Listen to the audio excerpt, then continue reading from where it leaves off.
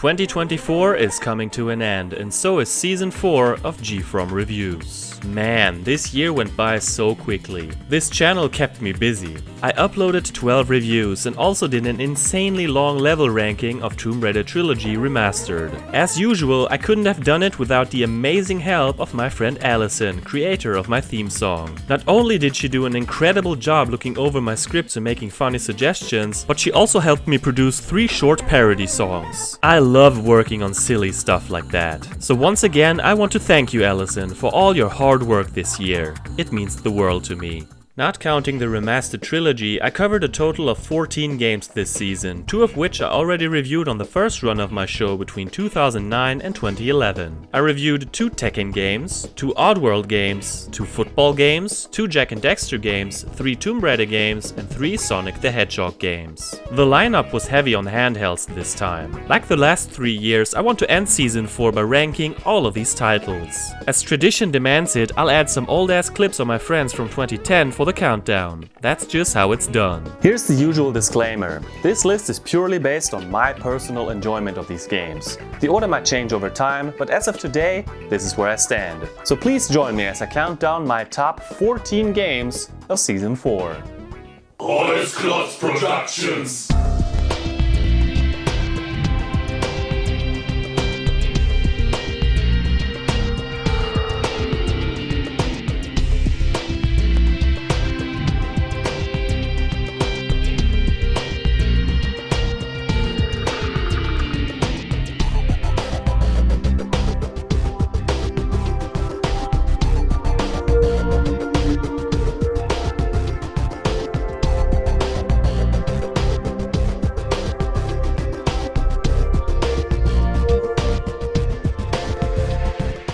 Number 14. Without question, the first official UEFA Euro game, Champions of Europe for the Sega Master System, is the worst game I've ever reviewed. It's pretty much unplayable, maybe unredeemable. I can't even describe how bad the controls are. I somehow managed to win the European Championship without scoring a single regular goal. The only good thing that came out of this was the video, which was the most fun I had on this channel all year. My favorite project of the season for sure. Ich habe Champions of Europe für Sega Master System gespielt und das ganze Turnier quasi durchgespielt und bin Europameister geworden. Ja, Respekt. Aber kurze Frage, schon mit Deutschland, oder? Aber du hast mit Deutschland gespielt, richtig? Du hast aber schon mit Deutschland gespielt, oder? Naja, also... Aber du hast schon mit Deutschland gespielt, oder? Schweden?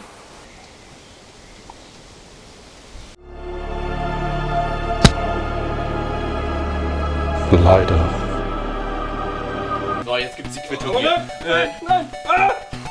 So. 1, 2 und auch runter. Number 13. In the same video, I also covered UEFA Euro 96 England for the Sega Saturn. I bought the console just to review this game. Was it worth it? Of course not. It's not as atrocious, but that's like comparing dumpster fires. Again, the controls ruin the experience. Passes never go where they're supposed to. It's completely random. It plays way worse than you'd imagine. The music is kick-ass though, I'll give it that. Not the AI-generated song my friends made me listen to at the end. That one's terrible. Ich habe jetzt ein zweites Spiel gespielt, UEFA Euro 96 für den Sega Saturn. Das ganze Turnier wieder durchgespielt, bin Europameister geworden. Mit Deutschland. Das ist endlich mal gut. Aber ist das die ganze Wahrheit? Ja, irgendwas stimmt da ganz und gar nicht. Ja gut, ihr habt recht, das Spiel ist so verdammt schwer und ich musste immer wieder neu laden, bis ich es dann endlich mal geschafft habe. Aber ursprünglich habe ich im Halbfinale verloren gegen England im Elfmeterschießen. Das kann doch nicht dein Ernst sein. Elfmeterschießen? England? Gegen England im Elfmeterschießen? Ganz ehrlich, geh zurück nach Ikea-Land. Wie kann man denn gegen England verlieren? Im Elferschießen? Junge! Also, hackt's bei dir? Brand in der Hölle. Nein, nicht schon wieder. Nein, los. Bitte nicht! Nein, oh nein, was soll das? Nein, lass mich raus! Verdammt, nein! Hört auf! Nein! Oh nein. Oh Gott. Wir schreien laut, wie schön. Sega Saturn so. Bringt uns zu dem Sieg, oh ja, Deutschland hüten Spiele. Number 12. The first handheld game in the series, Tomb Raider, just isn't fun at all. The main problem is the delayed controls. Combined with countless one-hit kills like spike traps, it gets miserable within minutes. This is only worsened by the scarce appearance of save crystals, making you repeat long sections again and again. Get used to that title screen. The game inspired me to write 2 short songs, so at least something was born from the ruins. I'm representing for the raiders all across the world. Still hitting them cobras and the corners, girl. Still taking my time to perfect the kill, and I still got love for the pill. It's LARA. Someday you'll find me in a padded cell and I'll be curled up, staring at nothing and muttering, "Finally, another save crystal." No! No, no, please, no! Another slide, no, no, no! I bought you guns, I gave you power. I read the guide and ran for hours. Every day, so many deaths to fall from towers. So tell me, what have I done to deserve this? What have I done to deserve this? What have I? 11. The sequel, Curse of the Sword, is better, but not by much. The controls feel a smidge less delayed and there aren't as many cheap traps, at least in the first half. However, they added timed chase sequences. This just doesn't work for me, and again the lack of save crystals makes it more infuriating than it needs to be. Visually, it's one of the most impressive games of the system, so at least from a technical standpoint, it delivers. Just like the games prior on this list, I won't lay my hands on this one ever again. The beat's about to drop. I'm sure it's gonna drop soon.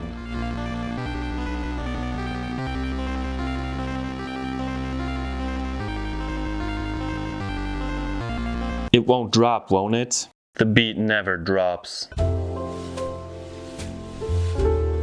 The next level is called Subway, and first order of business, I'm desperately looking for a save crystal. Give me just a hit of that sweet save.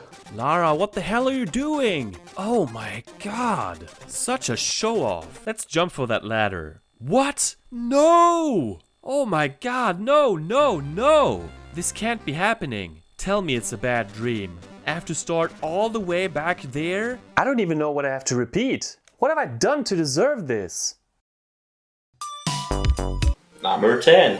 On paper, Sonic Drift 2 should be superior to the first game. It has better track variety, more characters and tighter controls. The actual experience is another story. The music makes me want to turn the volume down. What ruins it for me are some of the stage hazards and the unfair AI. Rubber banding is fine and all, but here they take it too far. It snaps my patience. Also, who thought it was a good idea to make the screen flash every few seconds in rainy Savannah? It's making me feel queasy. It had potential, but ultimately falls flat. The usual items have given away to balloons of different colors. Which balloons do what? Have fun finding that out by trial and error, unless you want to waste your time looking up balloons on the internet. I mean, the reward in Drift 1 wasn't spectacular, but at least it was technically a reward. This is nothing. I stare into the void and see myself. Believe it or not, I actually found someone who was willing to play both games with me.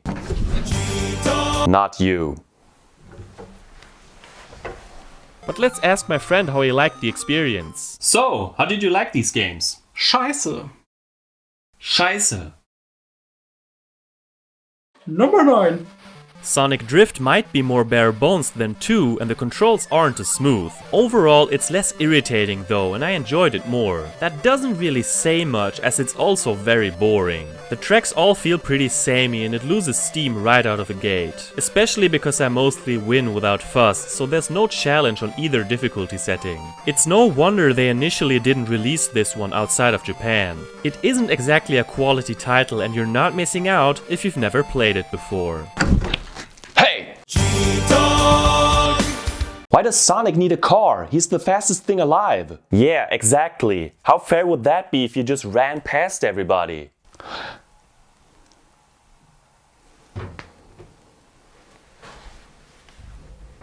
What I didn't realize at the time is that you can drift by pressing 1 and 2 simultaneously. What? I can drift in a game called Sonic Drift? What madness is this? I reviewed more bad games this year than usual. Don't worry, the following entries step up in quality. No, wait. I was skeptical about Triple Trouble because its predecessor Chaos left me disappointed. To my relief, it's an improvement. Sure, it's also a breezy game and you'll never run out of continues. Tails controls better this time around. Flying doesn't feel as stiff anymore. I like that the levels mostly feel larger, making them more fun to explore. For the most part. Tidal Plant is a low point and the mazes get on my nerves. It's not a must play by any means, but it might grow on me more over time. At the end, Knuckles burns up the entire place. A little overkill maybe? Reminds me of the tragic events that took place in Angel Island Zone. A moment of silence for that heavenly place. Fortunately, this level brings back the dreaded tubes. Not the tubes. Anything but the tubes. Just tell me one thing. Why do they keep looking at me every other second? It makes me paranoid. He's staring in judgment like, Where did you learn to fly? look ahead for God's sake. You're the one who never should have been given a pilot's license. How would you like it if I looked back 90% of the time while I'm driving? Where did you learn to fly? Number 7. Tomb Raider Chronicles is deeply flawed. I don't hate it or anything. It's just that it feels like the developers didn't care that much when they made it. I love that they returned to a linear level structure and I genuinely adore the Russia/submarine chapter. Rome is pretty vanilla, New York has too many infuriating moments, and Ireland is not my cup of tea at all. Without question, it's the most ugly place in the entire series. It's not my least favorite TR game on PlayStation, but one I have no urge to revisit. As she's about to hand over the money, Pierre holds her at gunpoint and they take off. Remember how the last Revelation opened with the worst tutorial level of all time? Of course you do, yeah? As a kid, I geeked out when I saw Larson and Pierre argue with each other. Thus, the level ends and Lara is once again ambushed by Larson and Pierre. Streets of Rome is forgettable. I'd rather play Streets of Rage. It's miles better than Anchor. What? Lucky for her, Pierre shows up and saves the day. Now we gain access to the second Colosseum key, which brings us to the secret Philosopher's Stone in the depths of Gringotts, the wizard bank. He urges her to store all of her metal items, including her weapon, in a tray. I'll show you what happens if you don't. Alarm! Alarm! Number 6. The biggest surprise of the year for me, Tekken Advance, is pretty damn good. For a handheld anyway. Sure, the character selection is scant compared to the console counterparts. I love the energetic music and responsive gameplay. There are even modes here that never appeared anywhere else, and I had way more fun with this title than I ever would have guessed. I probably won't replay it a lot, but I'm glad I finally gave it a shot. A hidden gem in my opinion. I wish I could show you all of them, but Versus Battle only works with 2 game packs and a Game Boy Advanced Game Link cable. That's a shame and I feel left out. Nothing like a link cable to make you feel lonely. The final boss is Heihachi. Oh god. If you're persistent and beat it with every single character, however, you unlock the Grandmaster himself. So that means he squares up with Jean at the end of his run, right? Oh god. Fighting 3 Heihachis is a thing I never knew I wanted, but now I do. Bring back Triple Grandpa in Tekken 8. Please. Now we're covering the games I fancy even more. Not the best of the best, but we're getting there. 5! Number 5! Oh, 5! Woo!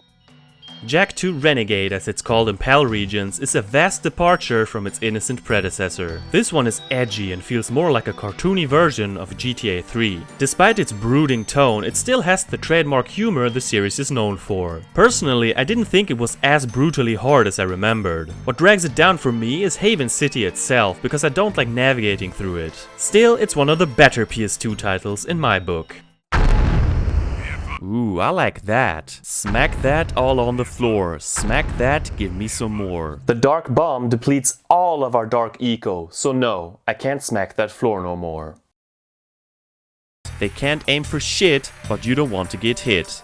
Did I rhyme again? Think stormtroopers and you'll be fine. Destroy a ship at the drill platform that's supposed to pick up a shipment of ill-gotten eco. Eco can go bad? Is it like milk? Why? To fetch a seal piece of the Seal of Mar. Whoa, what the hell is up with Samus's face? This is the stuff of nightmares. Number 4. What makes Tekken 4 so special is its atmosphere. The music is less energetic than before and has a more ambient touch to it. It feels more grounded than anything that came out after. Gameplay is slower and the introduction of obstacles like walls and pillars brings a new strategic element to the table. I don't like Tekken Force at all because it's way too repetitive for my taste. Despite that, I had a great time revisiting this often overlooked entry. Often 7 of them are random and the final battle is against Heihachi. Oh God. New here is that you occasionally have to break obstacles. I guess otherwise it wouldn't be Tekken 4. Ah, that legendary game that has things in it. Objects and architecture and stuff. Because of this game, my dad, my brother and I would keep saying random Japanese words without knowing what they meant. There aren't any subtitles. Koi, Kusamaka, Yamasurna, Ikkyo. Number 3. To me, playing Oddworld Apes Odyssey is a magical experience. Sure, there are some annoyances like the flawed save system and the fact that you can only speak to one Mudokan at a time. But man, the world and lore they created are enthralling. Abe speaking in poems has a certain beauty to it you can't deny. Every species brings something unique to the table, and even after all this time, it's one of the best puzzle platformers out there. 16 bits left me in awe. When the strangest thing I saw, a new game was before me, then it was in my paw. Didn't know what to do.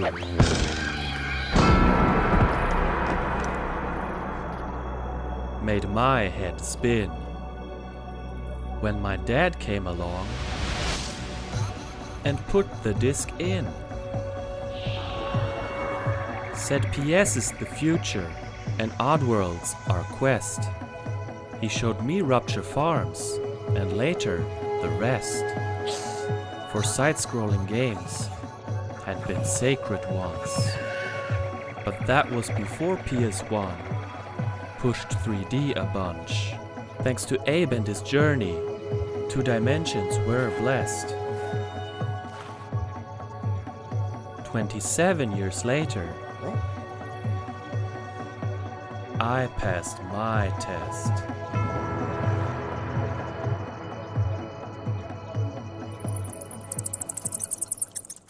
The remaining 2 games are both top tier and some of the best I've ever played. Making a decision was tough, but I had to do it. Number 2, Senor Bond. Considering the short development time of only 9 months, it's beyond impressive how great Oddworld Apes Exodus turned out to be. It improves so much, quick saves being the most useful tool. GameSpeak lets you talk to multiple Mudokons at once, and this time you even get to possess Paramites, Scraps and Gluckons. Combined with the gorgeous backgrounds and unique voice acting, it makes for an unforgettable experience and one of the greatest games I reviewed this year.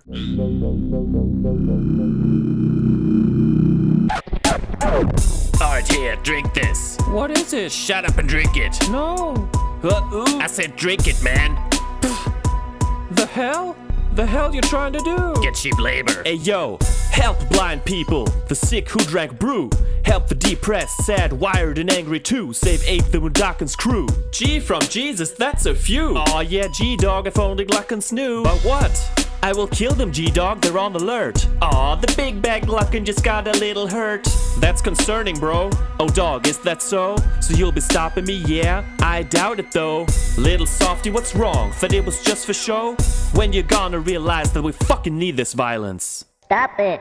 Sorry. Okay. Number 1. Jak and Daxter, The Precursor Legacy is one of my favorite games of all time, hands down. At the time, it was so impressive to me that we got one giant seamless world without any loading screens. I love collecting everything and exploring the mostly colorful environments. Completing this game 100% is no difficult task, but it doesn't need to be. As a pure 3D platformer, it succeeds in every way and it just puts me in my comfort zone when I turn it on. Then we need to avoid barrels or logs while running up this walkway. Is this Jack and Daxter or freaking Donkey Kong? Give Jack a mustache and I'm sold. Boggy Swamp has you covered. I used to think the level's name was Boogie Swamp. Oh, look who we have here. The baby Flut Flut. We witnessed this fella's birth earlier and now we get to control it. Just like a controlling parent. I am your father. Get in, loser. We're heading to the next village. That's it for Season 4. Thank you all for your ongoing support and nice comments this year, and I hope to see you all when I release Season 5 in 2025. I can't wait to share my new stuff with you. Hey everyone, this is GFrom. Thank you so much for watching my video. Feel free to rate, comment, subscribe and follow me on social media. I'll see you later. Have a nice day.